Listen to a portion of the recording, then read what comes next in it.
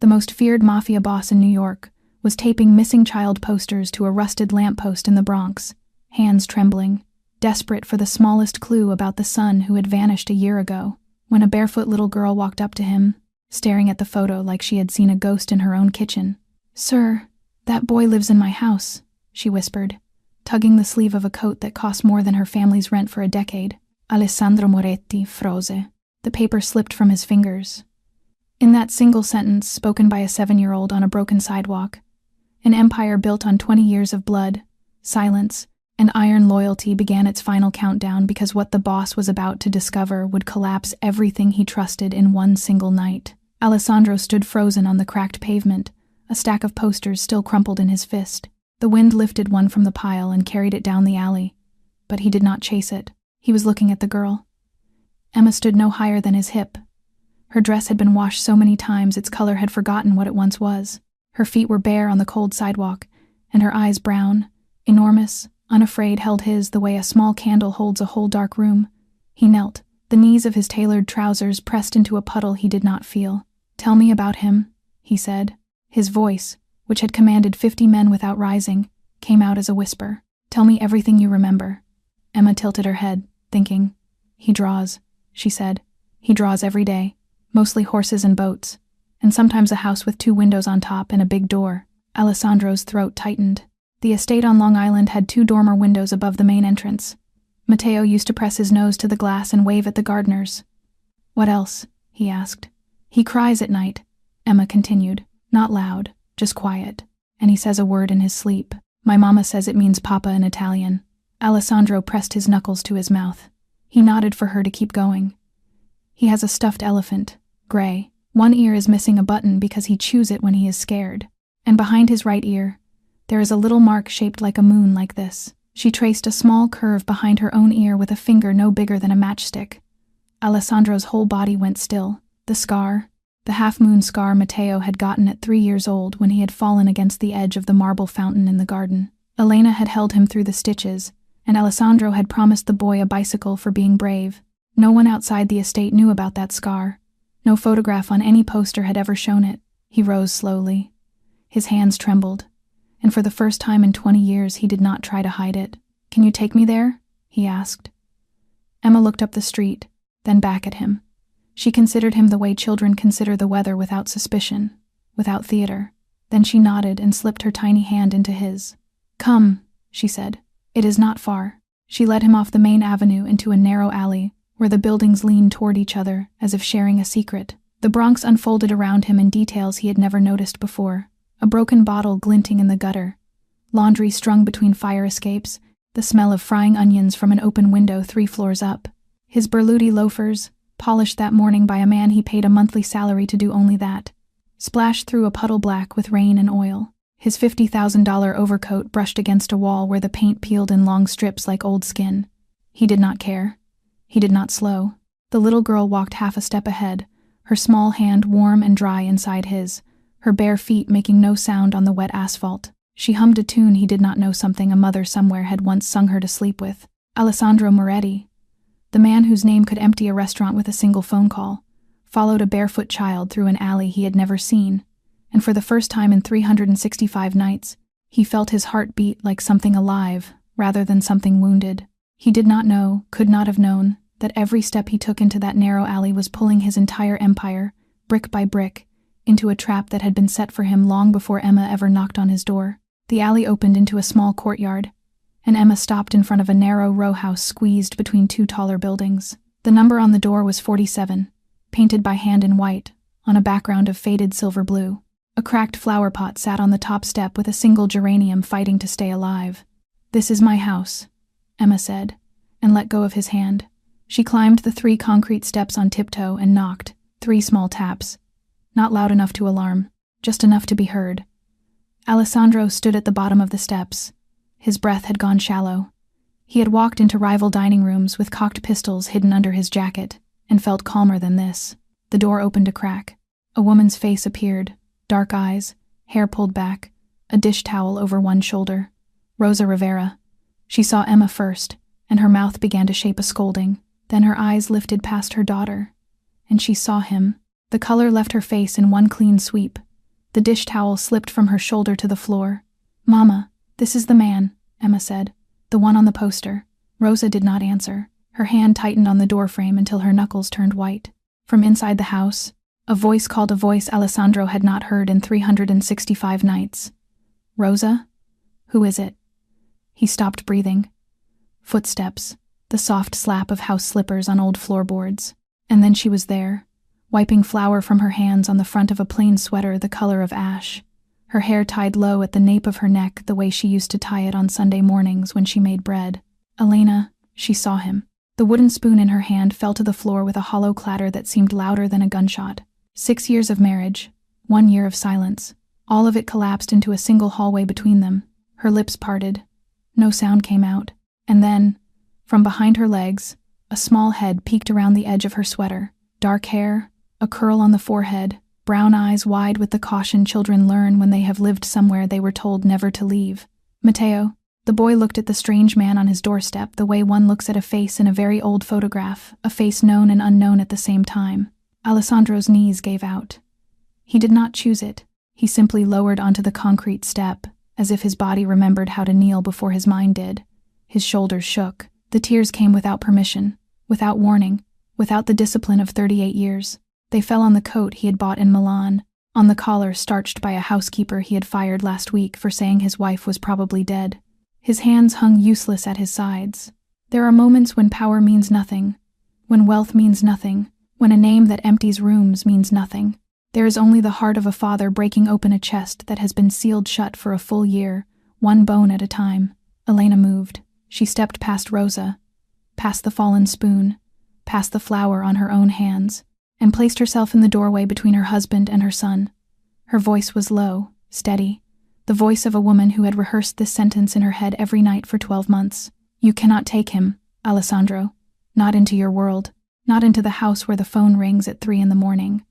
Not into a life where he learns the names of dead men before he learns the names of his teachers." Alessandro looked up at her from the step. He did not argue. He did not stand. "I only want to see him," he said. "For 1 minute. That is all I am asking today." Elena's jaw tightened. Her eyes filled but did not spill. Behind her, Matteo held onto her leg with both small hands, uncertain whether to hide or to look. Rosa quietly closed the door halfway, giving the family what privacy an alley could offer. But Elena did not know, could not have known, that the world she had spent 1 year running from had already found its way to this door weeks ago. That the very act of opening it today had triggered something she could not see, waiting patiently in a black car parked at the far end of the alley. Alessandro did not leave the neighborhood. He walked to the end of the alley, past the black car he did not see, and stopped at the first building with a hand-painted sign that said, "Rooms for rent." He paid 3 months in cash for a second-floor unit that faced number 47. The landlord took the bills without counting them and asked no questions. The room had a single bed, a chipped sink, and 1 window. That window was all he needed. Day 1. He knocked at 7 in the morning. Elena did not open. He set a warm loaf of Italian bread and a small carton of milk on the top step, still in the paper bag, and walked back to his rented window. Half an hour later, the bag was gone. He wrote nothing on the bag. No note, no name. He did not want it to look like a bribe. It was the only thing he could think of for a child he had not yet earned the right to father. Day 2. He knocked at 7 again. This time the door opened a crack. Elena took the bag from his hand without meeting his eyes. She did not speak. The door closed. He heard the deadbolt slide back, but only halfway. She had not locked it fully.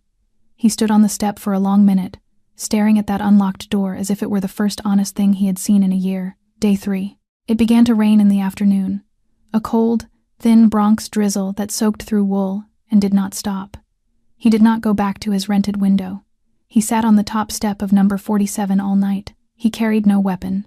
He had left his phone in the room. He carried nothing but a coat that grew heavier with every hour and a small worn photograph in his inside pocket. Matteo at 2 years old, holding a glass of orange juice with both hands, laughing at something outside the frame. At dawn, the door opened.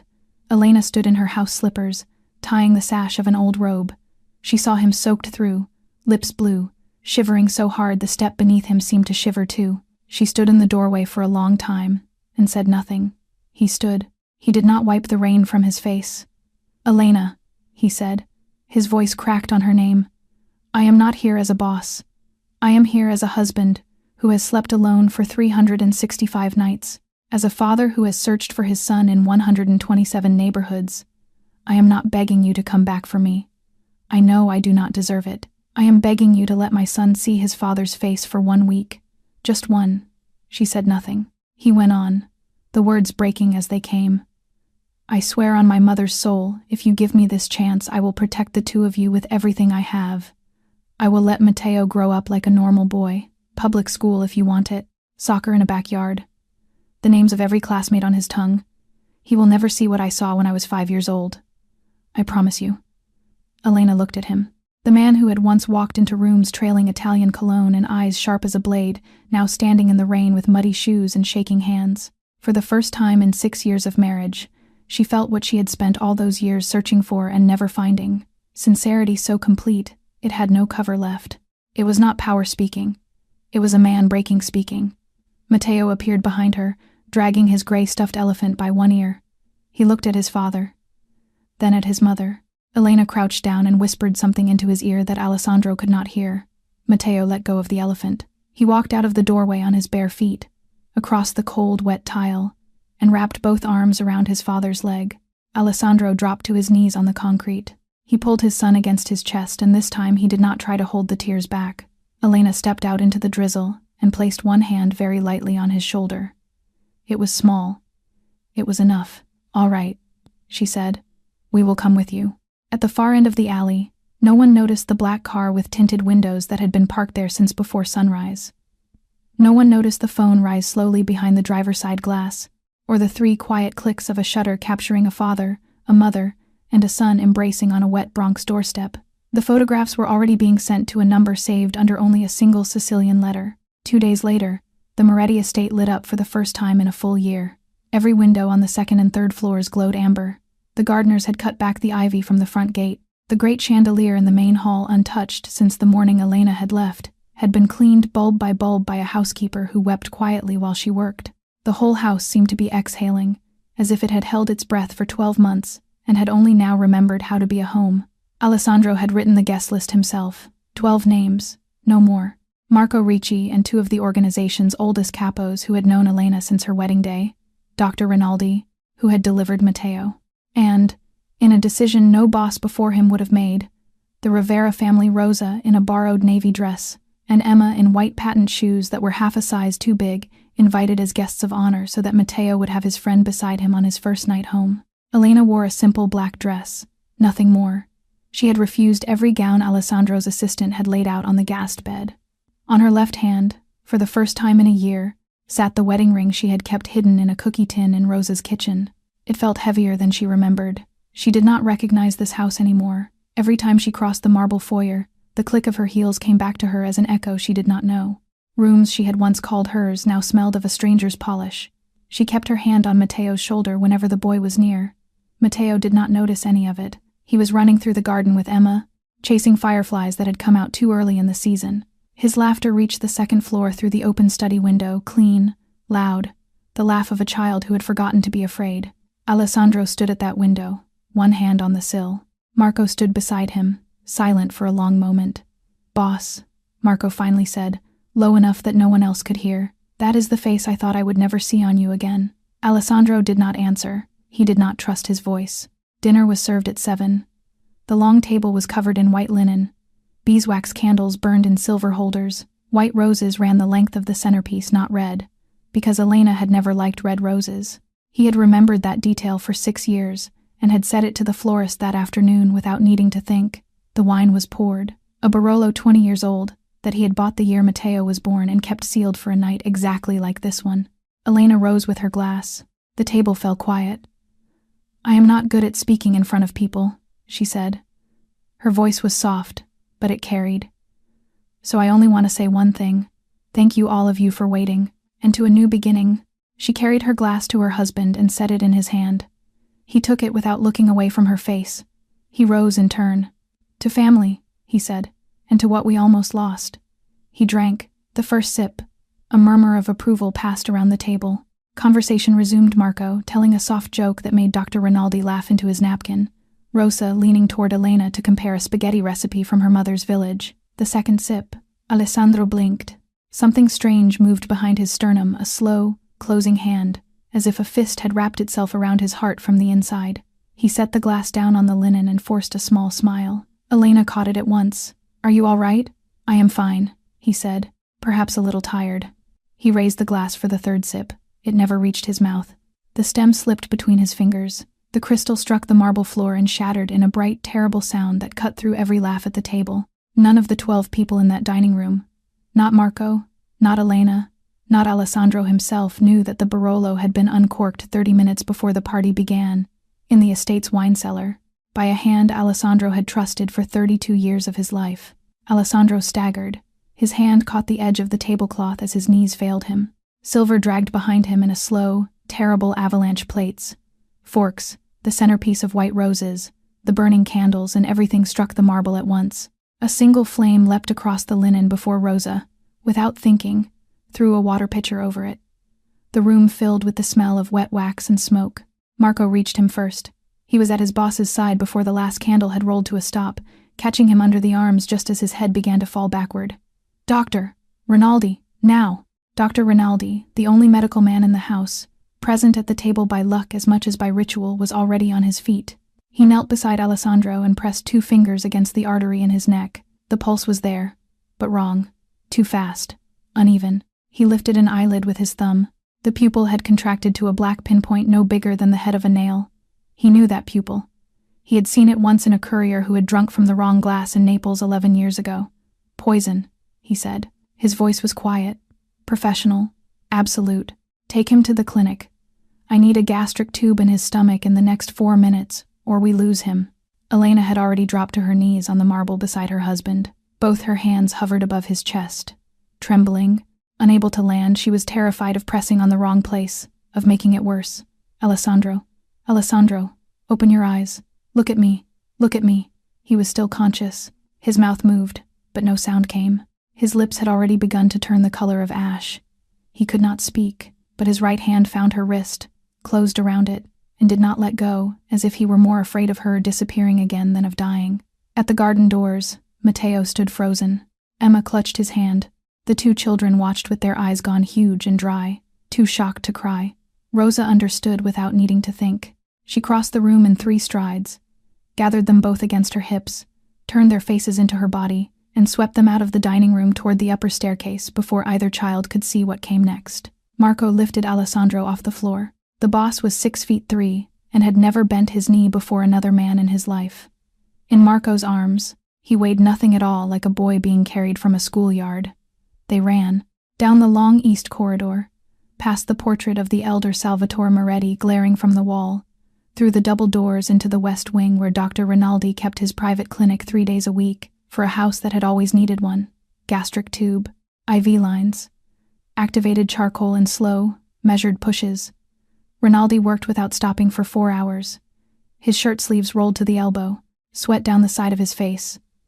Marco stood outside the door with 2 guards, weapons drawn, safeties off. No one in, no one out. Elena had been guided, not dragged, but not asked either to the main sitting room. 2 female guards stood at the door with their arms crossed. She sat on a red velvet chair with her hands flat on her lap and her head bowed. She did not weep. She could not. She was too far past crying, in the place beyond tears where the mind simply repeats one sentence over and over. "Please let him live. Please let him live. Please let him live." At 3 a.m, Dr. Rinaldi pushed through the door into the hallway. He pulled his surgical mask down. His face was the color of cold ash. "He will live," he said, but he came very close to the other side. Marco asked the next question in the voice of a man who already knew the answer. What was it? Arsenic trioxide. Enough to kill a healthy adult in 30 minutes. He is alive for 2 reasons only. He took just 2 sips, and the glass shattered before he could take a third. Marco stood in the corridor for a long time and said nothing. Then he took out his phone. His voice, when it came, was the voice of a man who had already stopped being anyone's friend. "Seal every door in this estate. No one leaves tonight. Search every room, every drawer, every floorboard, every lining of every coat. Anyone who resists, bring them to the cellar." The order moved through the house like a cold wind, room to room, guard to guard. And while it moved, in the wine cellar 3 floors below the dining room, someone quietly lifted the Barolo bottle, still a third full from the counter, where it had been left. In its place, they set down an identical bottle, its cork already reinserted, its label smooth and unmarked. No fingerprints on the new one. None at all. Alessandro lay motionless beneath the clinic lamp. His skin was the color of old paper. His lips were cracked, dry, colorless. A damp gauze pad rose and fell over the incision line on his chest, where the drainage catheter had gone in. The machines around him beeped in a slow, careful rhythm, as if the room itself were breathing for him. Dr. Rinaldi sat beside the bed on a metal stool that must have been cold under him, but he did not shift. Every 15 minutes, he lifted his boss's wrist, counted the pulse against the second hand of an old wristwatch, checked the blood pressure cuff, and wrote a single line of pencil in a small black notebook. He had done this in this room only 3 times before in 20 years, and none of those times had been for the man on the bed now. Marco stood at the door. His face had gone the color and hardness of stone. He had served the Moretti family for 20 years. He had walked into this house the first time when Alessandro was 18 years old, standing on the front lawn with his mother's ashes in his hands, refusing to cry in front of the men who worked for his father. Marco had never seen him fragile. He had not believed the word applied to Alessandro Moretti. Tonight, that word applied. He made the second phone call of the night. The 2 oldest capos in the organization, men who had been at the dinner table when the glass fell, picked up on the first ring. Who poured the boss's glass? The answer did not come clean. The Barolo had been uncorked at the wine bar in the pantry at 6:30, 30 minutes before the guests were seated. It had been left standing on a service table so the wine could open before being served. At least 4 different people had walked past that table and poured their own glass in the half hour that followed. A junior server had refilled the boss's glass at least once during the toast. Marco wrote the names down in the same short notebook Rinaldi was using. Then he took each of the 4 into a side room, one by one, and asked the same 7 questions, the same way, in the same order. He watched their hands more than their mouths. Elena remained in the sitting room. A female guard had brought her a glass of water on a silver coaster. It sat untouched, sweating a small ring onto the wood. She did not look at it. She looked at the doorway. "Is he alive?" she asked, again. "Someone, please, tell me he is alive." No one answered her, because no one was allowed to yet. At 4 in the morning, Dr. Rinaldi stepped into the hallway and pulled his mask off. He looked 10 years older than he had at 7 the previous evening. "He is past the worst," he said, "but his liver has taken a serious hit. Full recovery will be months, not weeks. He will wake sometime tomorrow afternoon if his kidneys hold." Marco nodded once. Then he said the thing he did not want to say. "Take her to the master bedroom. Lock the door. No one goes in. She does not come out. Not until the boss wakes up and gives an order himself." The female guard, older than most, stared at him. "Sir, that is the boss's wife." Marco looked at her without moving. "That is exactly why. The only person in this estate who personally carried a glass into the boss's hand tonight was his wife. I am not accusing her of anything. I am putting her behind a locked door, so the rest of this house does not decide the answer before morning." Elena was taken upstairs. She was not touched. She was not tied. She was not spoken to unkindly. But the door of the room she had once shared with her husband, the room she had walked out of a year ago and had not seen since closed behind her, and the bolt slid home from the outside. She sat on the edge of the bed she used to sleep in, her hands folded on her lap the same way they had folded on the velvet chair downstairs. She stared out the window into the dark grounds and waited for a sunrise she did not know if she would be alive to see, while the whole estate braced itself for an investigation whose ending everyone below the 2nd floor believed they already knew on the 3rd floor, in the east wing. At exactly 4:15 in the morning, a bedroom door opened without a sound. A pair of polished brown leather shoes stepped into the corridor. The hallway was empty. No guard had been posted there yet. Marco's search had not reached that floor. The shoes moved in a straight line toward the service stairs, unhurried, as if they had all the time in the world. 6 in the morning. The sun had not yet cleared the tall hedges at the estate wall, but the interior of the mansion was already lit as if for a funeral. Marco had assembled a search team of 6 trusted men. He gave each of them a floor and a partner. Then he gave the order: every room, every drawer, every floorboard. Lift the rugs. Check the linings of the coats in the closets. Anything that looks recent, anything that looks moved. You call me before you touch it. They started on the ground floor. The kitchen was searched first, the stainless steel countertops wiped down, the flour bins emptied, the space behind the refrigerator swept. Nothing. The wine cellar took 40 minutes and produced nothing. The main office, the library, the billiards room, nothing, nothing, nothing. By 7:30, They were on the second floor. The main sitting room, the reading room, the small breakfast room where Alessandro had eaten cereal alone for 1 full year. Nothing. Then they came to the master bedroom. It was still Elena's room, though she had not slept in it in 12 months.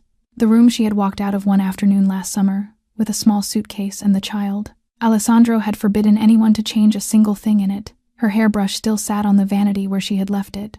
The bedspread still held the last fold she had made. It was the closest thing to a shrine a man like him would ever build.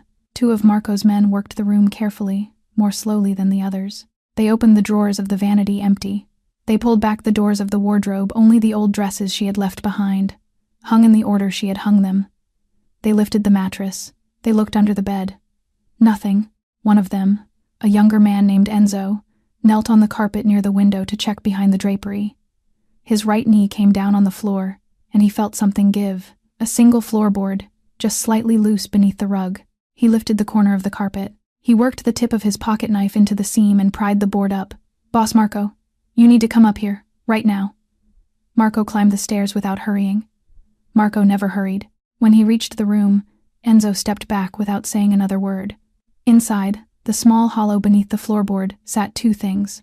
The first was a small glass vial with a printed white label, arsenic trioxide, 99% pure. About 1/3 of the fine white powder was still inside. The second was a brown paper bag, folded once and tied with kitchen twine. Marco lifted it out. He untied the string. Inside were 4 bundles of $100 bills, still wrapped in the paper bands the bank had put on them. $25,000, crisp and new. Marco did not speak. He took photographs of the vial in place, of the bag in place, of the hollow in the floor. Then he lifted both items, placed them in an evidence pouch, and walked back down to the main sitting room. He set the vial and the bag on the low table between the 2 red velvet chairs. Then he sent for Elena. She came in, escorted by the same female guard. She saw the vial and the bag on the table. Her eyes moved from one object to the other. It took her 1 full second to understand what she was looking at. Then her legs folded and she sat down on the chair as if the floor had come up to meet her. "No, that is not mine. Marco, you know me. You know me. 6 years you know I could not." Marco did not answer. He had served the Moretti family for 20 years, and he had seen too many women swear on things that should have been sacred. "Signora," he said. He used the title on purpose. It was the last thing he had left to give her. "I am not accusing you. I am keeping you safe until the boss wakes up. He will decide." Elena looked at him. Her eyes had gone completely dry. "If I had poisoned him, Marco, I would have run last night. You know that. I would be 40 miles from this house right now. You know that." Marco said nothing.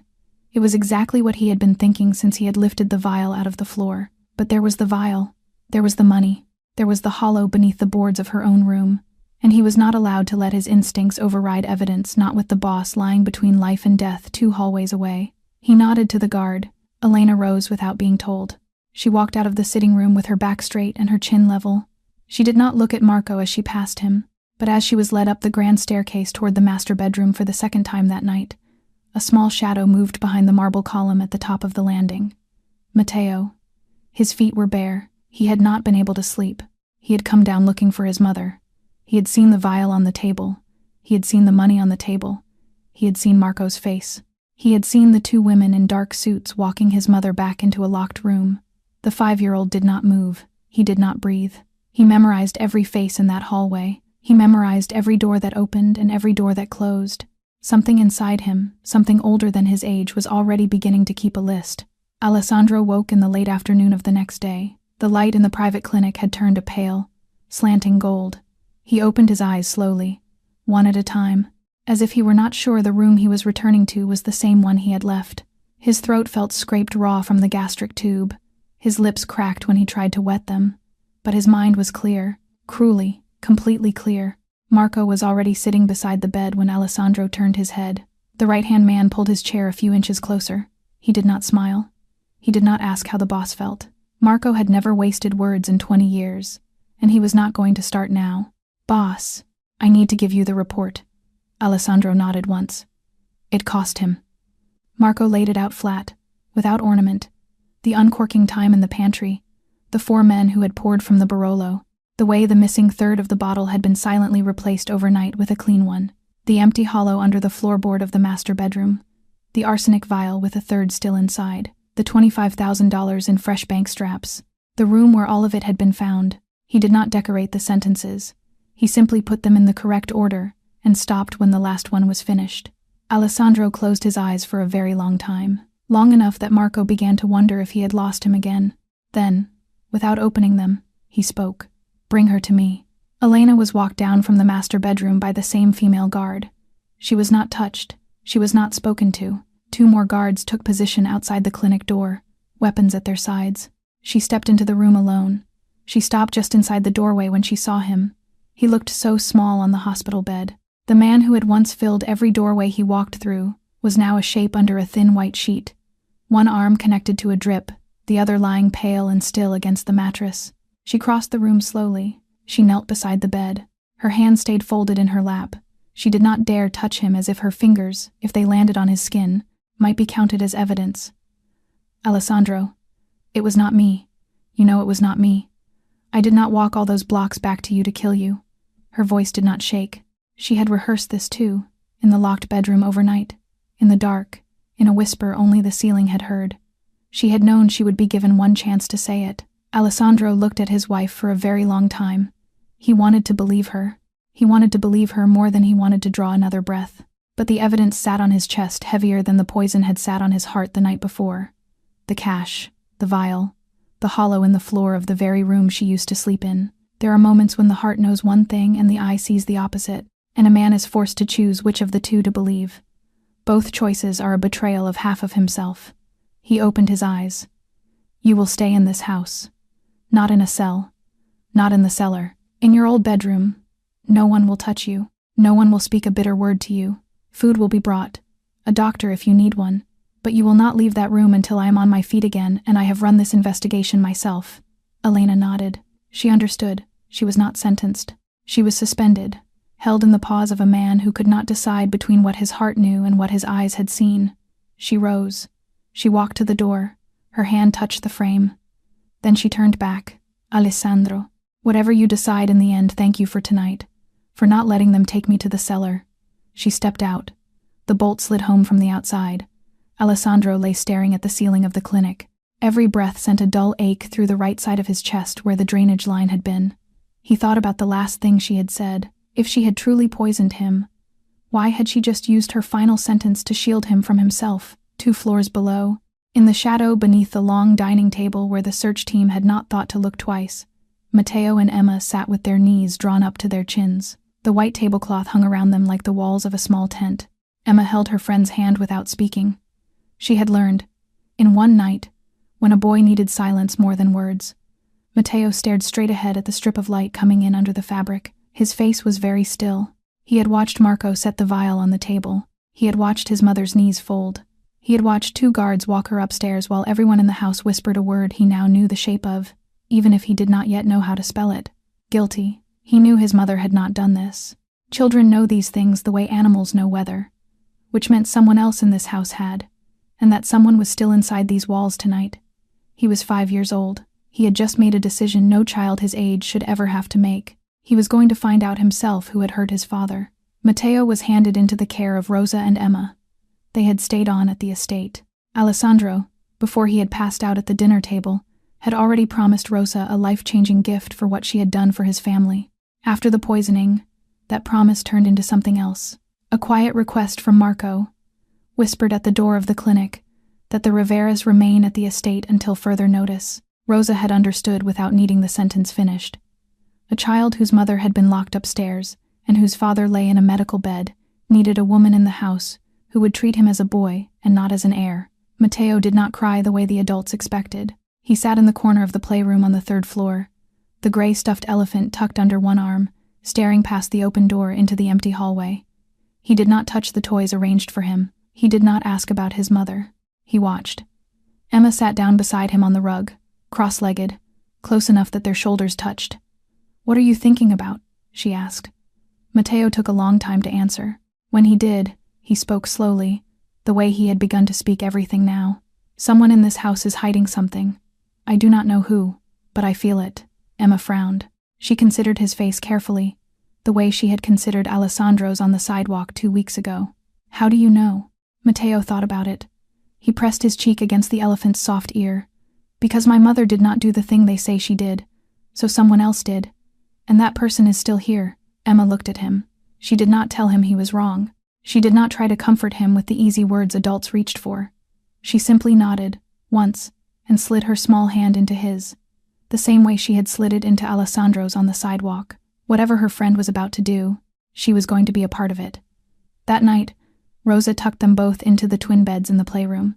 She kissed Matteo on the forehead in the way his own mother would have, told them both a quick Bronx nursery rhyme, turned off the overhead light, and left the small yellow lamp glowing between them. Emma fell asleep quickly. Her breath settled into an even rhythm. Matteo waited. He waited until the small clock on the wall showed the long hand well past the 10. He waited until the estate had stopped making the sounds of a house going to bed, the last footstep in the corridor, the last closing door. Then he pulled back his blanket and slipped out. His bare feet touched the marble floor. Cold. He winced but did not stop. He pushed the playroom door open just wide enough to slide through and stepped into the hallway. The corridor was dark. Small yellow wall lamps burned every 10 feet at ankle height. The doors along the second floor were all closed. His father's room, in the west wing, was quiet. His mother's room was locked from the outside. He could see the small red pin on the bolt from where he stood. The main sitting room was empty, its door open onto a rug still marked by the shape of last night's fallen candlestand. He did not know what he was looking for. He only knew this. He was the only person in this estate whom no one suspected of anything. Everyone else was a suspect to somebody. He was a suspect to no one. That was a kind of power the adults had not noticed him holding. And a 5-year-old, when he holds a power the adults have not noticed, can walk anywhere he wants. He moved down the hallway toward the east wing, where the estate kept its 3 long-term guest rooms, the rooms reserved for family and for people trusted enough to be treated as family. Halfway down the corridor, he stopped. One of the doors was open a hand's width. Warm yellow light spilled through the gap in a narrow, honey-colored strip that lay across the marble. And from inside, low, careful, the kind of voice that a man uses when he does not want to be overheard, came the sound of someone speaking, a male voice, in English, slow, controlled. Matteo held very still. His heart was suddenly very loud in his ears. He did not come any closer. He stepped behind the tall bronze statue at the corner of the corridor, a Roman soldier holding up a lamp, and pressed his small back to the cold metal base. The voice inside the room continued. He could not make out the words, only the rhythm of them, only the fact that they existed at all. Someone in this house was on the telephone at 11 o'clock at night. On the same day the master of the house had almost died in his own dining room. Someone who had chosen this hour and this closed door on purpose. The 5-year-old did not yet know that he was standing exactly 15 steps away from the man who had poisoned his father. He did not know that tomorrow night he would stand closer still. The next night, Matteo repeated the journey, but this time he moved earlier. 9 o'clock. Rosa had barely finished singing to Emma before Matteo pretended to sleep. He kept his eyes shut until he heard the door click behind her, counted his own heartbeat to 100, then slid out from under the covers. His bare feet had learned the cold of the marble now. He walked without wincing. The corridor of the east wing lay in the same soft yellow half-light as the night before, and there the same door, on the third guest room from the end, stood open by exactly a hand's width. The warm strip of light lay across the marble in the same honey-colored line, as if the world had rehearsed the scene for him. He did not stop behind the bronze statue this time. He crept past it. He crossed the strip of light quickly, keeping low, and pressed his small back against the wall on the far side of the door. Then he lowered himself beneath the window ledge that opened onto the hallway, until his ear was almost touching the plaster. The voice inside came through more clearly tonight. Matteo recognized it in the first 3 words. Uncle Vitor, his father's younger brother. The man who had lifted him onto his shoulders in the garden every Sunday for 4 years. The man who had slipped him mint candies during long adult dinners and winked at him behind Elena's back. The man who had bought him the gray stuffed elephant on his 2nd birthday. The boy's small face folded in confusion. What could Uncle Vitor possibly have to hide? Then he heard the sentences, one after another, in the slow, careful voice of a man on a call he was very careful about. He is alive. The plan failed. A pause. Someone spoke on the other end. Yes, I planted the evidence in her room already. The whole house believes it. Marco found the vial and the money exactly where I put them. He locked her up an hour later, just as we said he would. Another pause. Longer. No, I cannot do it again. Marco has men in every corridor now. Dr. Rinaldi will not leave his side. If I try a second time, they will trace it back through the pantry within a day." The voice shifted. It grew softer, more urgent, more like a request. "Don Bianchi, I need your help now. Tomorrow night I will unlock the eastern cellar door at 2 in the morning. From there, your men can enter through the drainage tunnel that runs under the garden and fided. The house guard rotation drops to half strength between 2 and 4. My brother will not have recovered enough to fight. Marco will be defending the wrong side of the building because I will tell him a scout was spotted at the west fence." Another pause, a longer one. "Yes, the empire will be yours. I want only one thing in exchange. The chair. The chair my brother is sitting in." Matteo did not understand every word. He was 5 years old. He did not know what a chair meant in this house. He did not know what a plan was. But he understood 3 things, and he understood them completely. Uncle Vitor had put something into his mother's room to blame her. Uncle Vitor was talking to a man named Bianchi, a name his father had once spoken at the dinner table in a low voice, the way adults speak names they do not want, said aloud, and Uncle Vitor wanted his father's place. The small boy pressed his back flat against the wall. His breath came fast, short, ragged. His mind kept snapping the same picture into place, over and over. Uncle Vitor lifting him onto his shoulders in the garden. Uncle Vitor's warm laugh. Uncle Vitor pouring the mint candies into his hand, and behind every one of those pictures, a new one now. Uncle Vitor tipping a small vial into his father's glass. He took a step back from the wall. His heel struck something. It was the small round side table that stood against the corridor wall at exactly the height of his hip. On top of it, displayed on a small wooden stand, was the pale blue and white porcelain vase that his father had once shown him with such careful pride. Ming Dynasty, 300 years old. "Your great-great-grandfather carried this out of Sicily," his father had said, kneeling to be at his height. "It is worth more than this entire house. When you are big enough, it will be yours." The vase tilted. Matteo saw it start to fall. He turned. He reached. His small hands stretched out. He was half a second too slow. Inside the room, Vitor's voice stopped mid-sentence. And in the half-breath while the porcelain fell through the air, the entire story of the Moretti family began to tilt with it. The sound was small, just one clean, sharp break of porcelain on marble. But in the hallway of the East Wing at 9 at night, it might as well have been a gunshot. Vitor threw the door open. He stood in the frame with his phone still in his left hand, the call not yet disconnected. His eyes swept the hallway, the fragments of pale blue and white spread in a small ruined constellation across the floor. The wooden stand knocked sideways, the round table pushed a hand's width from the wall, and then, standing in the middle of it all with a piece of porcelain no bigger than a coin still balanced on the top of his bare foot, his nephew. Their eyes met, and in that half-second, Matteo saw something on the face of Uncle Vitor that he had never seen there in 4 years of shoulder rides and mint candies. Something behind the eyes, before the smile could reach them. Something cold and finished and done with pretending. Death. The smile came a beat later, because Vitor was skilled, and Vitor was quick. "Matteo, come here, to me." The voice was still warm, but the hand was already reaching out. Matteo did not move for one full breath. Then he ran. He was a 5-year-old boy in pajamas on cold marble, but he had spent the last 2 nights walking these corridors barefoot in the dark, and his small feet knew the turns better tonight than they would ever know them again. He tore past the bronze statue, down the long east corridor, took the corner at the top of the grand staircase without slowing, and went down the wide steps 2 at a time with one hand skimming the banister. Behind him, footsteps. Fast, getting faster. "Matteo, do not be afraid. Uncle is not angry. I only want to talk to you. Wait for me." The voice was still sweet, every word still shaped for a child. But children know what adults never think they know. Matteo heard the sweetness the way an animal hears a hunter's whistle. He did not look back. He hit the ground floor running and cut left toward the kitchen. He knew the kitchen would have people. It was almost 10 at night, but the estate kept a full staff for as long as the house was occupied. He needed people. He needed witnesses.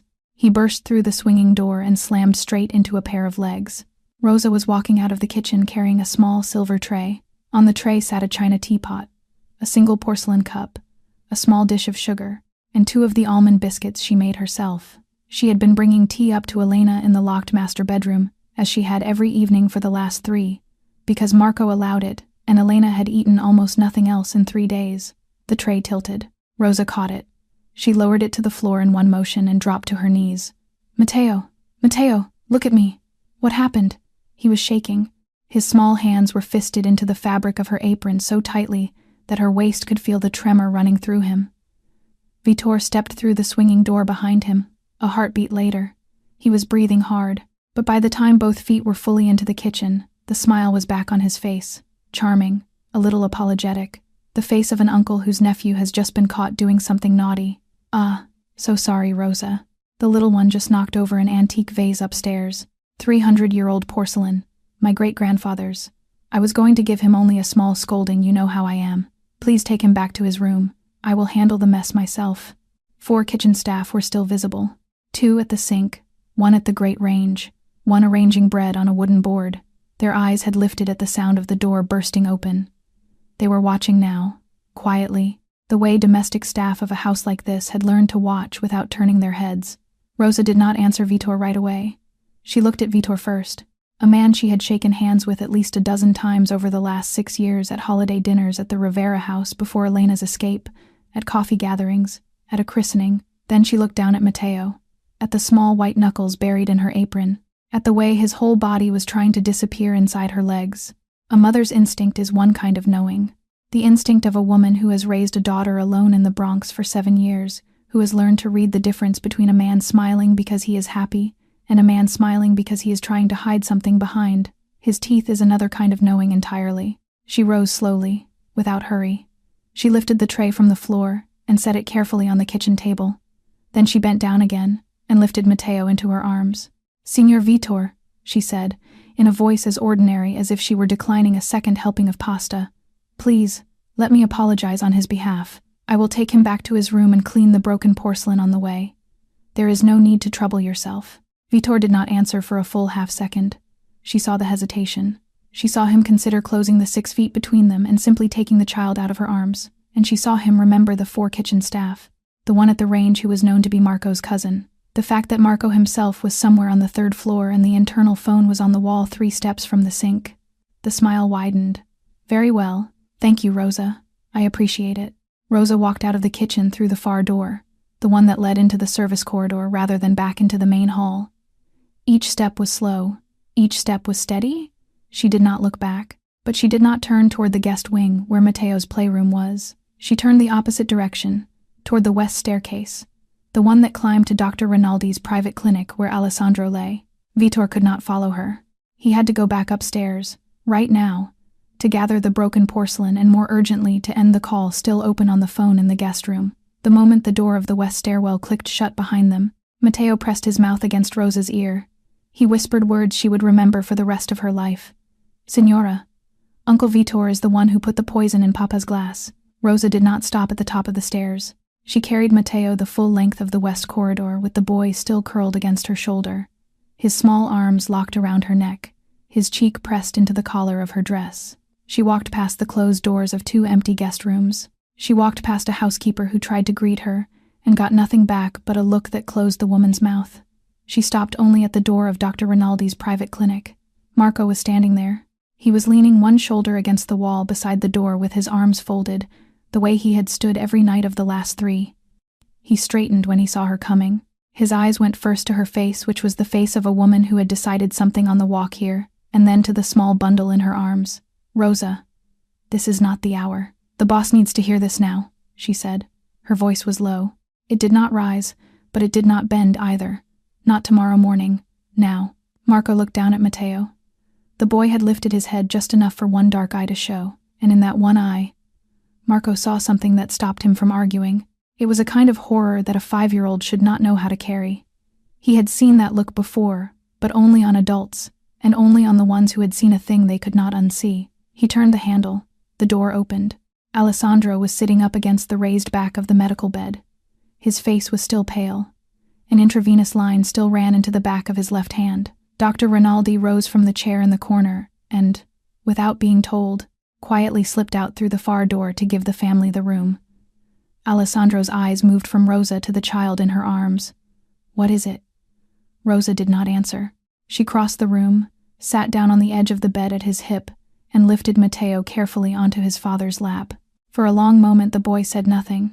He simply pressed his small body against his father's chest, both arms around Alessandro's neck, his fingers clenched in the fabric of the medical gown, and shook. He shook the way animals shake after they have escaped from a trap. Alessandro stroked the back of his son's head. His hand was slow and heavy, but it was steady. When he spoke, he used the voice he had never known he could use, the voice a father learns only when he has come very close to losing everything. "Can you tell Papa? Tell Papa what you saw." Matteo lifted his head just enough to speak. The words came in the broken pieces of a small mouth trying to describe things far too large for it. But he said them all. "Uncle Vitor, last night and tonight, I heard him talking on the phone. He said Papa is alive. He said the plan failed. Alessandro did not move. He said he put the things in Mama's room, the bottle and the money. He said the whole house believes it now." Rosa turned her face toward the wall and pressed a knuckle against her mouth. "He called someone. He called Don Bianchi. He said tomorrow night. He said the eastern cellar door. He said 2 a.m. He said the men can come in through the drain under the garden." Marco, in the doorway, did not blink. "And he said," Matteo's voice caught, and he pushed his face back into his father's shoulder. "He said he wants your chair, Papa. He said the empire will be Don Bianchi's. He said he wants only one thing. He wants your chair." Silence in the clinic. There are truths that grown men chase all their lives and never find. And there are truths that a 5-year-old speaks in 3 minutes because he does not yet know what the world does with them. Both are truths, but only one arrives in time. Alessandro did not weep. He had spent all his tears in a full year of empty rooms. He had none left, but something inside his chest twisted so hard that for a second he thought the poison had come back through his blood a second time. Vitor, his half-brother, the boy he had shielded when their father died, and the elders of the family had wanted to strike the illegitimate son from the Moretti name, the boy he had taught to ride at the country stables in Bedford, the boy he had driven to school in his own car for 2 years, the boy for whom he had signed a first bank loan when everyone else had refused, the boy he had trusted with his casinos before Vitor had turned 30 because he wanted his brother to have something of his own that no one could take away. The boy he had trusted. He pulled his son harder against his chest. Matteo cried out. Softly, the arms around him were too tight. Alessandro loosened them a hair. He kissed the top of his son's head. He held him. Then he turned his eyes to Marco. "Release Elena. Now. You go yourself. You open the door. You apologize on my behalf. You tell her those exact words that I was wrong." Marco nodded once. "Then prepare everyone. Every man we still trust. Every gun in the house. Tomorrow night, Bianchi will not be walking into this house. He will be walking into us." Marco turned to go. Alessandro spoke once more, so low that Rosa almost did not hear it. "And Marco, which room is Vitor in right now?" Marco moved out of the doorway at once. He took the phone from his inside pocket as he walked, tapped a name, and by the time he had reached the top of the west staircase, 4 armed men had already fallen into step behind him. Safeties off, muzzles down, boots quiet on the marble, they moved fast toward the east wing. But Vitor had stopped listening on the phone in the guest room the moment the porcelain vase had broken in the hallway. He had known, in that instant, exactly how much time he had. He was already 1 step outside the door of his own private office, 2 floors up the office where a second phone waited on the desk, and where a small travel bag had been packed and closed and set beside the chair 2 nights ago, ready for the moment when the plan he had been running for 2 months finally required him to leave. Marco reached the east wing in less than 90 seconds. 4 armed men fanned out behind him without a word. He kicked open the door of the 3rd guest room, the one Vitor had used for the last 2 months whenever he stayed at the estate. Empty. The bed was made. The pillows were fluffed. The corner of the top sheet was folded down at exactly 45 degrees, the way the housekeepers were trained to fold it. No one had slept in it tonight. It looked as if no one had slept in it in a week. He crossed the hallway and threw open the door of the private study on the same floor. Empty. On the polished walnut desk sat 2 things. A mobile phone with its screen shattered, smashed against the corner of the desk by a heel, and a small espresso cup, still warm to the touch. Marco laid the back of his fingers against the porcelain and felt the heat. Less than 10 minutes. Maybe 7. He turned to the youngest of the 4 men behind him. The garage. Now. The Mercedes S-Class in Vitor's dedicated bay was gone. The head of the estate's night security met Marco at the door of the guardhouse 2 minutes later, already pulling up the front gate footage on the monitor. Marco watched the sequence twice. Vitor's car had left through the main gate at 9:41, 43 minutes ago, before Rosa had even reached the top of the west staircase with Matteo in her arms. He had driven himself. He had brought no visible luggage. He had brought no bodyguard. He had known exactly where he was going, and he had known exactly which moment to leave. Marco stood in front of the small black and white screen for a long time. He replayed the clip a 3rd time and watched. Not the car this time, but Vitor's hand on the steering wheel. Steady. Unhurried. The wrist of a man who had not been running. the wrist of a man who had been waiting for a signal, the sound of a porcelain vase breaking in a hallway and had already had his coat on when it came. Then Marco remembered the sound he had almost dismissed the night before. 4:15 in the morning, a pair of footsteps on the 3rd floor. He had marked it in his mind as one of the housekeepers coming up early to prepare Dr. Rinaldi's clinic. He had not sent anyone to check. He had been wrong. He walked back to the West Wing. He entered the clinic alone. Alessandro was still sitting up in the bed. Matteo had been eased off his lap and was standing on the far side of the room with Rosa, holding her hand.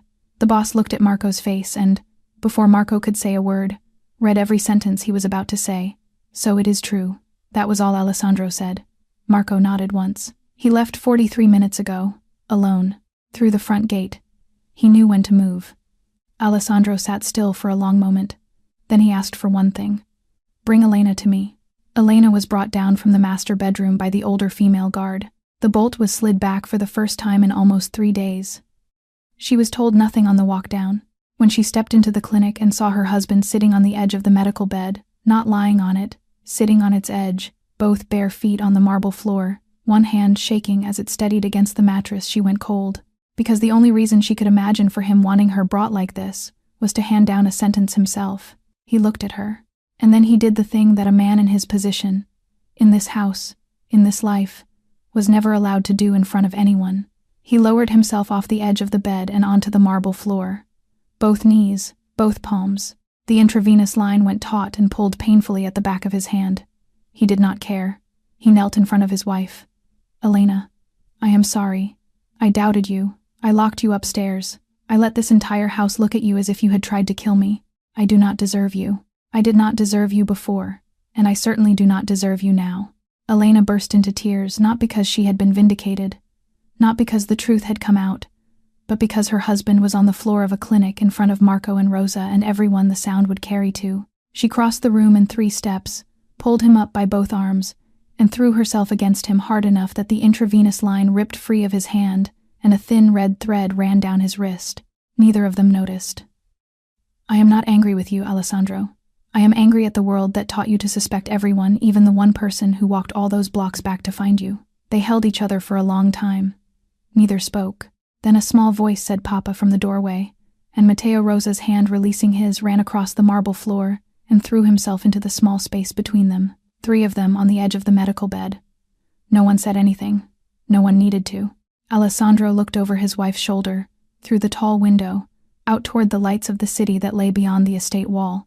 Somewhere out there, his brother was driving. He knew there was only one direction that car could be pointed now. 45 minutes across the city, in a stone-fronted mansion on a quiet street in Westchester, where the hedges were always trimmed to exactly the same height, and the front lamps burned all night regardless of the season, Vitor stepped out of a Mercedes S-Class and walked up a short flight of granite steps. The heavy oak door opened before he reached it.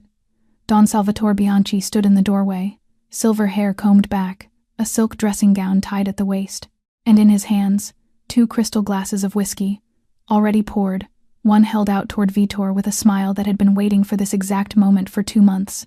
Don Salvatore Bianchi was 60 years old. His hair had turned entirely silver by 50, but he had kept it long enough to comb straight back from a high forehead.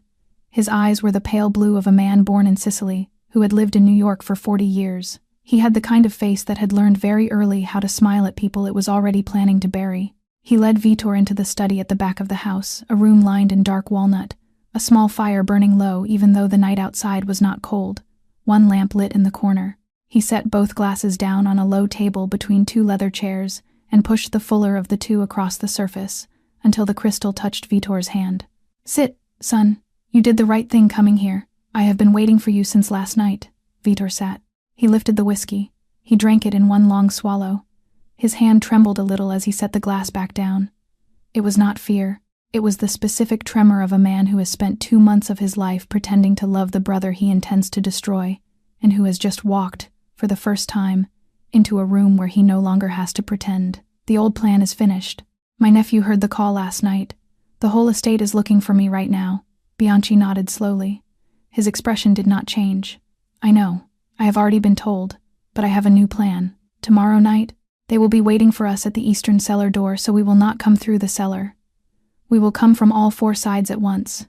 Not 10 men, 40. I will level the Moretti estate to its foundations, and I will hand you the seat inside its ruins. In exchange, 3 years from now, the casinos and the port belong to me." Vitor nodded.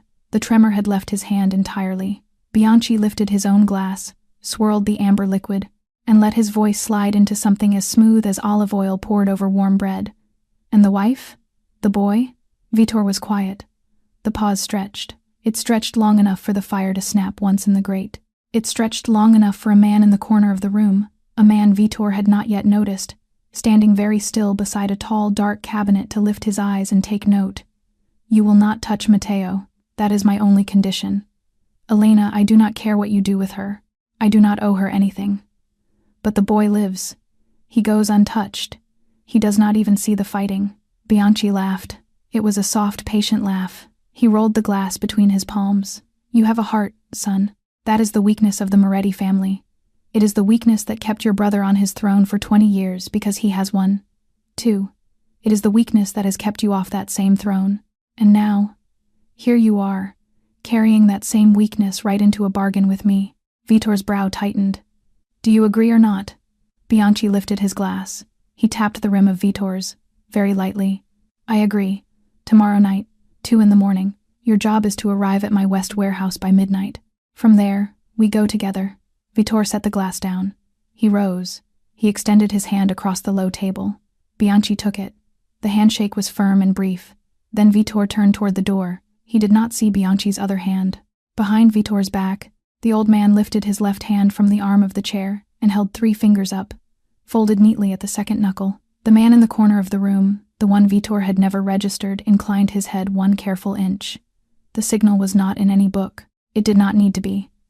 Every capo in the Bianchi family had known it since he was 17 years old. 3 fingers, second knuckle. Meaning, this one does not leave tomorrow night's battle alive. The oak door of the study closed behind Vitor with a soft, expensive click. He walked back down the hallway toward the front doors of the Bianchi mansion, feeling for the first time in 20 years of his half-lived life that he was finally being given the thing he had wanted since he was a child. A seat someone would look up to. A name someone would say with fear.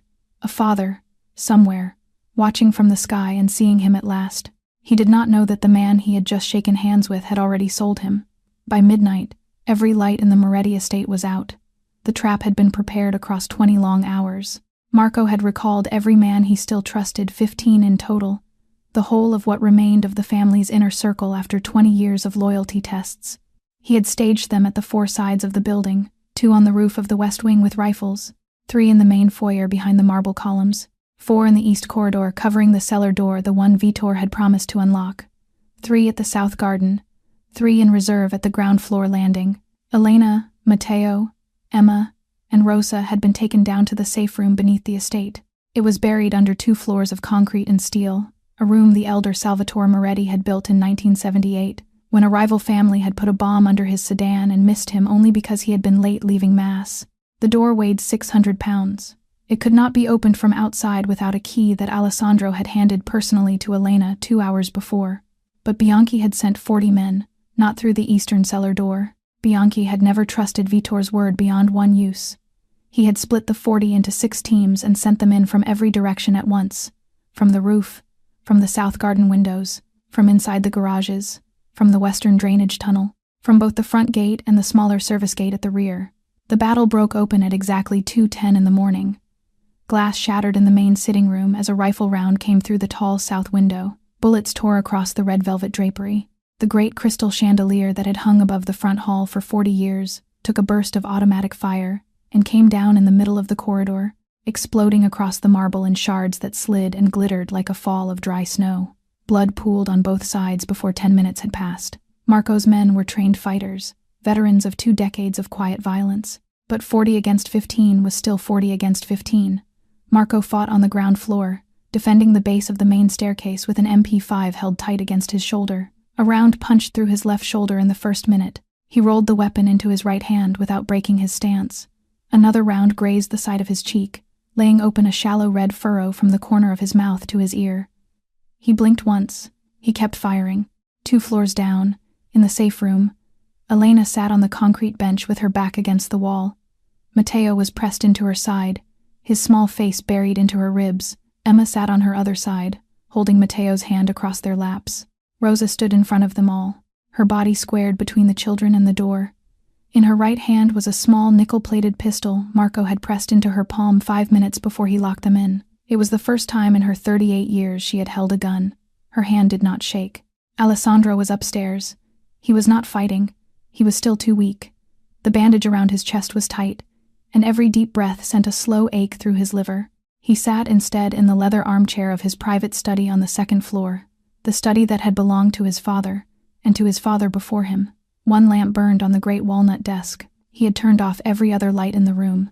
On his lap rested a small Beretta of the older type, the first pistol his father had put into his hands when he was 12 years old at the country house in Bedford. He was waiting. He knew Vitor would come to this room.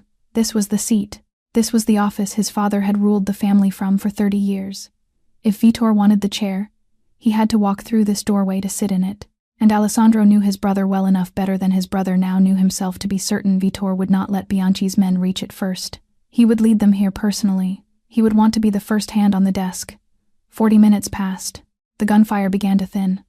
One Bianchi team had punched through the west wing. Marco was still alive. Alessandro could hear his voice snapping orders somewhere below, but he had been pushed back into the east corridor with only 2 men left with him. 2 of the roof snipers had gone silent. The 3 in the south garden had gone silent. Someone was screaming somewhere down the far end of a hallway and then, mercifully, stopped. Then Alessandro heard it. Footsteps on the second-floor corridor. 2 sets. One quick, close to the wall, the tread of a man who knew this house's floors and where they creaked. The other slower, heavier, the tread of an older man who was in no particular hurry, the walk of someone who has already won and is only choosing which room to sit down in first. The 2 sets of footsteps stopped outside the study door. The knob turned. The door opened. Vitor stepped in first, his pistol drawn but lowered, angled toward the floor. His eyes swept the room and found the single lamp on the desk. He froze for a heartbeat.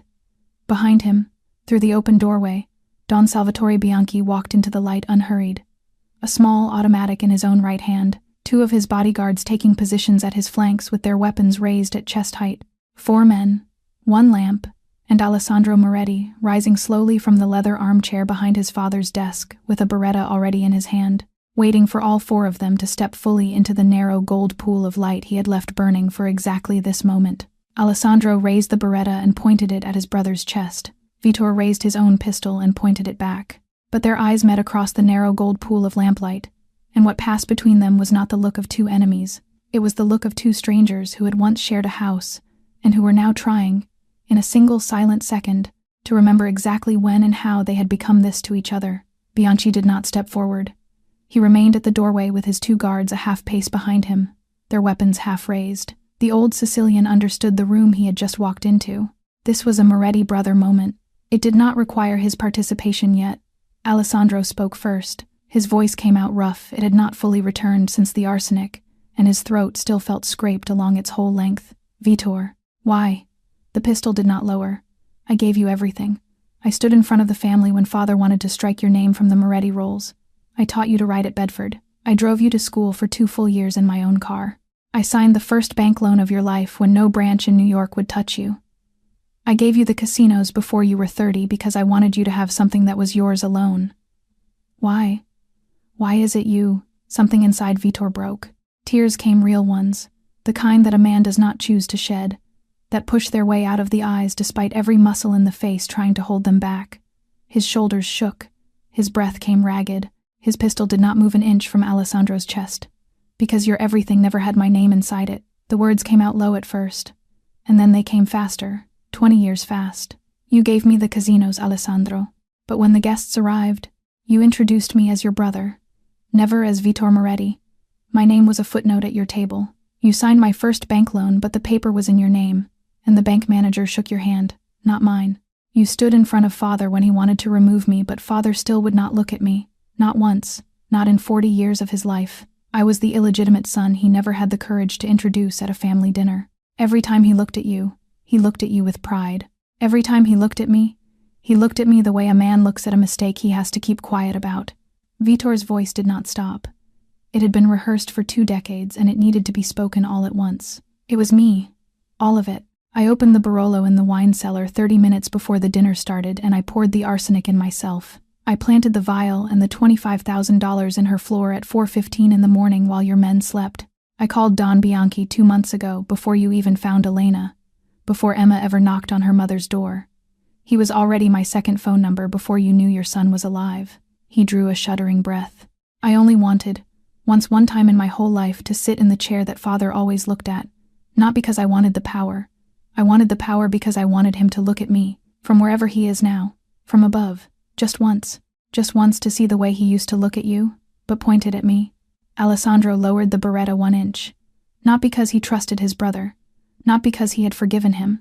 He lowered it because of the pain, the sudden, unbearable pain of realizing that this exact broken thing standing in front of him with a pistol pointed at his heart, had been standing right beside him for 20 years and he had not seen it. He had walked past it every family holiday. He had clapped Vitor on the shoulder at the casino floor and introduced him 100 times without ever once noticing that his brother had counted every single introduction and had been keeping a ledger. There are furies which, when we look at them carefully, turn out to be only a child screaming because no one has learned to say his name. And sometimes the price a family pays for not learning to say the name in time is that the family gets buried beneath the scream. Vitor was weeping openly now. His pistol still had not moved. Alessandro looked at his brother. He did not speak. There was nothing yet to say. He kept his own weapon just slightly lowered, the barrel now aimed at the wooden edge of the desk in front of him rather than at Vitor's chest. And he waited for what? He was not sure, for something that would make this room something other than the ending of a family. Behind Vitor, in the doorway, Don Salvatore Bianchi very quietly raised his own weapon. He did not aim at Alessandro alone. He aimed at the space between the two brothers, the exact line along which he could take both of them down in a single, well-placed sequence of the trigger. Neither Moretti saw it. 2 floors below, Elena had already opened the safe room door from the inside. Alessandro had pressed the small brass key into her palm 2 hours earlier without explanation. He had also, without telling her, left the internal house intercom switched to open on the desk of his father's study. A single button pushed down before he had turned off the lights. Every word spoken in that room upstairs had come down through the small speaker mounted on the wall of the safe room. Elena had heard the door open. She had heard Vitor confess. She had heard her husband's silence. She heard Don Bianchi begin to move. She turned the key. The great steel door swung inward. Rosa understood at once and lunged for her. "Elena, no! Too late!" Elena was already running, bare feet on the concrete of the servants' stair, up 1 flight, up the second, across the marble of the 2nd floor, past the fallen chandelier, past the shell casings scattered on the floor of the corridor, past a body of one of Bianchi's men slumped against the wall. She did not slow. She did not stop. She burst into the study just as Bianchi squeezed the trigger for the first time. The round had been aimed at the center of Alessandro's back. Elena hit her husband from behind at a full run. The bullet struck her at the top of her left shoulder, punched cleanly through, exited the front of her collarbone, and buried itself in the wooden panel of the wall beyond Alessandro's head. Both of them went down onto the marble floor. Elena landed on top of him, her blood already pouring warm through the fabric of his shirt at the shoulder. He rolled her carefully onto her back beneath him. He was screaming her name before he even knew he had begun. "Elena, Elena, look at me, stay with me." Her lips had already gone the color of chalk, but she smiled. She smiled the small, private smile she used to give him in bed at the end of a long day, before the year of running had taken it away from her. "I am not going anywhere anymore. You promised I would stay. I am staying." Bianchi lifted his pistol a second time. This time he pointed it at Vitor.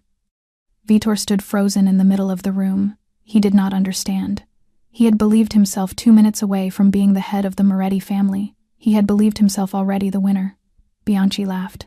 It was a quiet, tired laugh. The laugh of a man who had done this exact thing many times over 40 years. "Son, did you not hear me over the whiskey? I told you. You have a heart. I do not buy thrones for men with hearts." Alessandro saw everything in a single blink. Vitor, the barrel of Bianchi's pistol, the angle of the old man's eyes down the sight. He did not think. He did not weigh the fact that his brother had just tried to kill him. He did not need 1 second of it. He lifted himself off the body of his bleeding wife, launched forward across the space of the study, and took the second bullet in the center of his own chest, 1 full step in front of Vitor. Alessandro collapsed at his brother's feet. His blood spread across the marble and reached toward the pool that was already spreading from Elena's shoulder. The 2 rivers of red found each other beside the corner of the desk. There are moments in which an entire lifetime of hatred is destroyed by a single action of 3 seconds. And there are families that are saved not by love but by the choice to forgive before there has been any chance to forgive. Vitor stood looking down at his brother, the man he had spent 10 years of his life hating, 10 years of his life planning to unseat. The man who was now dying on the floor because of him. Something inside him broke, cleanly. In one sharp piece, the same clean sharp break as the porcelain vase in the corridor the night before. He bent and pulled the Beretta from Alessandro's slack hand. Bianchi had already begun to lift the pistol for another shot. But he had never expected the traitor to move that fast, and he was a half-second too slow. Vitor fired 3 times into the old man's chest. Bianchi went down as if a wire holding him upright had been cut. His eyes stayed open. His expression did not change from the mild disbelief of a man who had not, in 40 years of running his family, ever imagined he would lose to the one weakness he had just mocked. Vitor pivoted on the ball of his foot and fired twice at the bodyguards in the doorway. Both dropped. Then he was out into the corridor, still firing. Every man in Bianchi colors he saw. He shot. 2 on the marble by the shattered chandelier, 3 at the top of the staircase, 5 in the west corridor where they had pinned Marco's last men.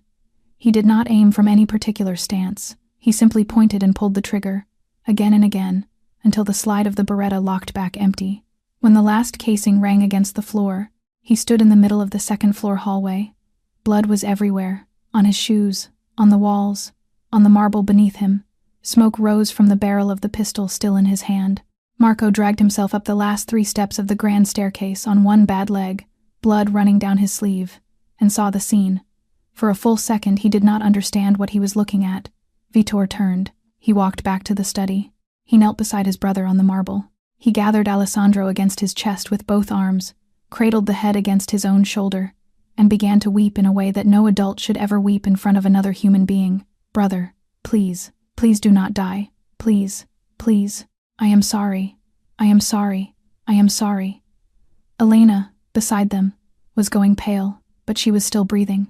Marco reached them a moment later, still limping, already speaking into the small radio on his shoulder, calling for the emergency line the family used for exactly these nights, the private ambulance service in Yonkers that arrived without questions. Matteo appeared at the study door. The 5-year-old saw his father soaked in blood. He saw his mother soaked in blood, and he saw his uncle Vitor, the man who had just, in some way the boy did not yet understand, saved everyone kneeling on the floor, weeping like a child, over what looked to a small boy like the body of his father. The distant wail of sirens rose in the night, beyond the estate wall, first faint, then closer still. And in the confusion of Marco calling out orders, and Rosa arriving at the door with the children behind her, and Dr. Rinaldi running down the corridor from the west wing with a medical bag already open in his hand, no one noticed that Vitor lowered Alessandro back to the marble as gently as one might lower a very old vase to the floor, kissed his brother once on the forehead, rose to his feet, and walked out of the study through the small servant's door in the back wall, without ever once turning to look behind him. 3 weeks later, a private hospital on the north shore of Long Island, a small facility the Moretti family had quietly owned since the 1960s, tucked behind hedges high enough that no one on the road knew it was there. The room was on the 2nd floor. It faced east. Morning light came through the tall windows in slow, careful bands. Alessandro opened his eyes. His body still felt heavy. Intravenous lines still ran from both arms. The bandage across his chest was tighter than the one that had covered the arsenic damage, and thicker, because the second wound had come very close to his heart. But he was awake. He was here. Elena sat in the chair beside the bed. Her left arm was in a canvas sling that pulled a faded floral hospital gown a little to the side. Her collarbone was fixed with a small metal plate and 6 screws. Her face was thinner, but she was breathing, and she was watching him, and her right hand was already reaching for his before he had fully understood he was awake. Matteo was asleep in her lap. One of his small hands was fisted around the ear of the gray stuffed elephant. The other was wrapped around his father's little finger where it lay on the sheet. The boy had refused to let go of that finger for 6 days. When the night nurse had tried to move him gently, he had simply woken up and taken his father's hand again. Alessandro took his wife's hand and did not speak. He only wept. Long, slow, unashamed tears he did not try to hide. Elena let him weep. She wept too, not from pain, not from fear, but because she was finally sitting in a room where she did not have to keep one ear on the door, waiting for someone to come and take one of them away from the other. For a long time, neither of them said anything at all. Then the door opened. Softly, Marco stepped in. His left shoulder was still wrapped, A pale line of new scar tissue ran from the corner of his mouth to his ear. His arm was in a soft brace. He limped slightly, but he was standing, and he was clean-shaven, and he had a small brown envelope in his hand. "Boss." Alessandro turned his head, slowly. Marco crossed the room and laid the envelope on the small table beside the bed. "We found it in his private study the morning after the fight. He did not take anything with him. No clothes, no cash, no forged passport. He left nothing behind but this." Alessandro opened the envelope with the hand that was not holding Elena's. Inside was a single folded page. The paper was heavy. The ink was blue. He recognized the handwriting at once, the same slanted, careful hand that his brother had been forming since the two of them had shared a tutor at 9 years old in the country house in Bedford. "Brother, Elena, I let jealousy destroy everything. I hurt the brother who never hurt me. I hurt the sister-in-law who never once looked down on me. I hurt the nephew who never looked at me with anything but trust. I am sorry. For all of it, not because I want to be forgiven, but because I have gone my entire life without ever saying those words to anyone, and I do not want to die without having said them at least once to the two of you. You took a bullet for me, brother. You did not have to. You could have stood there and watched Bianchi shoot me and everything in the whole world would have been square. But you jumped in front of me, and in those 3 seconds, I understood you had never seen me as an enemy. Not once. Not in 20 years. Even when I saw you as one every single day. I do not deserve to have you as my brother, but I am going to spend the rest of my life trying to become someone who might have. In a place where no one knows my face. In a place where no one has ever said the name Moretti. Do not look for me. Live happily. Tell Matteo that Uncle Vitor has gone away on a long trip for work and will not be coming back for a while. He does not need to know the truth until he is old enough to forgive it." Vitor Alessandro folded the letter slowly, along the crease that Vitor had made. He pressed it against his chest, against the bandage, against the still unhealed wound the second bullet had left. There are families that are built out of blood. There are families that are built out of confessions that come too late. Both are still families. The only difference is that the second kind has to learn how to love each other again from the beginning. One small step at a time, one careful sentence at a time, one long silence at a time. Alessandro looked out through the tall east window. The first snow of the year had begun to fall on New York. It came down in the way early snow always comes down here slowly, unsure of itself, drifting past the glass as if it were trying not to make a sound. Down at the corner of the hospital grounds, someone had already begun to sweep the front walk. He watched it for a long time.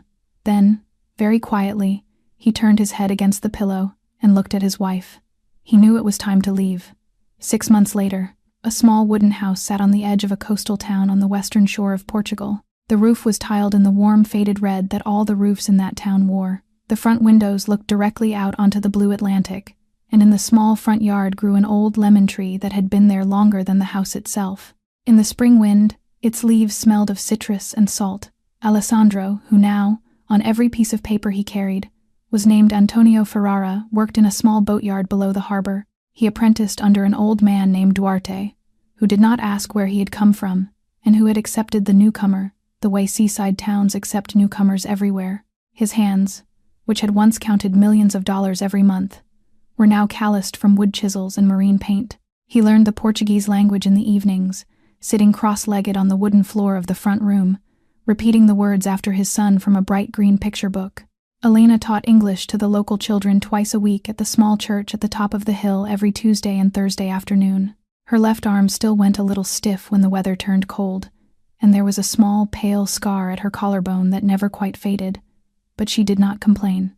Not once. She sang in the church choir on Sunday mornings now. Her voice, softer than it had once been, carried through the doorway and out into the yard, where her husband would stop whatever he was carving and simply listen.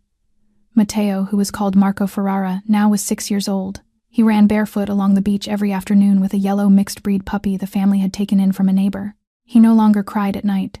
He no longer whispered the word Papa in his sleep. He called his father every morning in the ordinary voice of an ordinary boy, half impatient, half laughing, asking for breakfast, asking to go outside, asking 100 small questions about boats and birds and the color of the sea today. There were no bodyguards. There was no marble. There was no sound of gunfire in any hallway. The Moretti empire had been dissolved within 3 months of the night at the estate. The legitimate holdings had been signed over to Marco Ricci to be managed under the name of a private financial consultancy on Wall Street. The illegitimate holdings had been closed down entirely, and the assets from them had been quietly distributed among the families who had, over 20 years of the elder Salvatore Moretti's rule and Alessandro's inheritance of it, been hurt by the organization. The distribution had taken lawyers 3 months and had cost Alessandro almost everything he had. He signed each transfer without hesitation. In the evenings, Alessandro sat on the wooden porch with his arm around Elena. He had brought only one small object with him from New York, a wooden box no larger than a book. Inside were 3 things: his wife's original wedding ring, now back on her finger where it belonged, his father's old wristwatch, wound and running, and Vitor's letter, folded exactly along the crease it had come with, wrapped in a small piece of silk. He did not know where his brother was. He hoped he was somewhere, perhaps in Argentina, in a town no bigger than this one, perhaps on a Greek island, watching a different sea from a different porch, perhaps also carving something small with his hands and learning to speak a language nobody in his old life would ever recognize. Elena rested her head on her husband's shoulder. "Do you miss him?" Alessandro nodded, slowly. "Every day." She squeezed his hand tighter. "Power saves no one, money buys no one safety, but a barefoot little girl on a Bronx sidewalk, and one sentence of 5 words, saved an entire family from the darkness of a year of grief. And another child 5 years old who heard a whispered call in a hallway at 9 o'clock at night, saved that same family from becoming its own worst enemy. There are miracles that do not come from the sky. They come from the hearts of children brave enough to say the truth at exactly the right moment. If there is one thing to carry away from this story, dear friends, let it be this: the greatest fortune a person can lose and gain back is not measured in dollars or in houses or in the names other people say when they walk into a room. It is measured in the small hand that reaches up and slips inside your own and refuses to let go. If you were Alessandro, would you have forgiven Vitor after everything he did? And who is the person in your own life who once told you a truth you were not ready to hear? A parent, a friend, a stranger on the sidewalk, a little child in your family. Take a moment right now and think of that person. Leave their name or just their story in the comments below. Our channel reads every single one, and there is nothing that means more to us than hearing the voices of our audience from the deepest place in your hearts. If this story touched you today, please do us the small kindness of pressing the subscribe button, tapping the like button, and turning on the notification bell so that you do not miss any of the emotional stories we bring to you every single day on this channel. Share this video with someone who needs to be reminded that it is never too late to walk back to the people we love, and that sometimes the ones who save us are the smallest hands in the room.